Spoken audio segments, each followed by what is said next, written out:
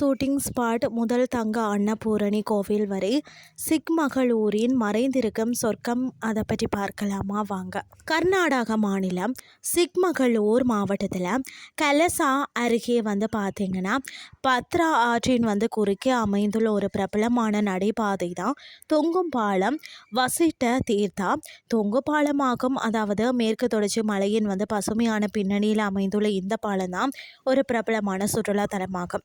Cinema படப்பிடிப்புகள் அதிகம் நடைபெறும் இந்த இடம்தான் அமைதியான சூழலுக்கு இயற்கை அழகுக்கு மிக பிரசித்தி பெற்றது. பத்ரா நதியின் அமைதியான ஓட்டத்தையும் சுற்றிலும் உள்ள காஃபி தோட்டங்களையும் இந்த பாலத்தில் நின்று கொண்டு நீண்ட நேரம் ரசிக்கலாம்.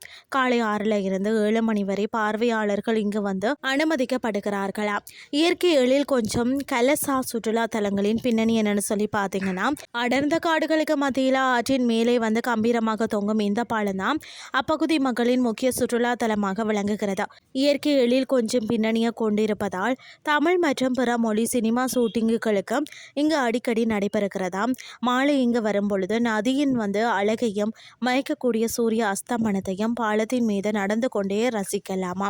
இந்த பகுதியில் கட்டாயம் பார்க்க வேண்டிய சிறந்த இடங்கள் நிறைய இருக்கிறது.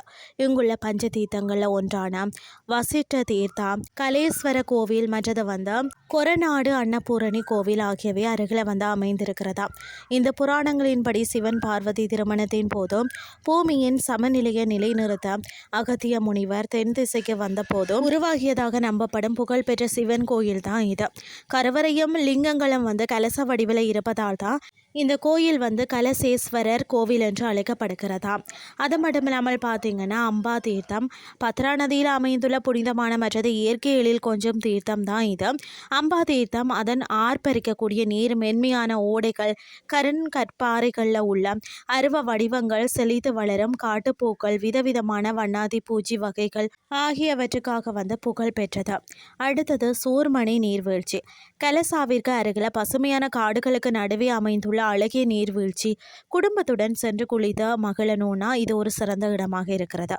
இயற்கை ஆர்வலர்களுக்கு மிகவும் பிடித்த இடமான இது அபிகுடிக்கே என்றும் அழைக்கப்படுகிறது.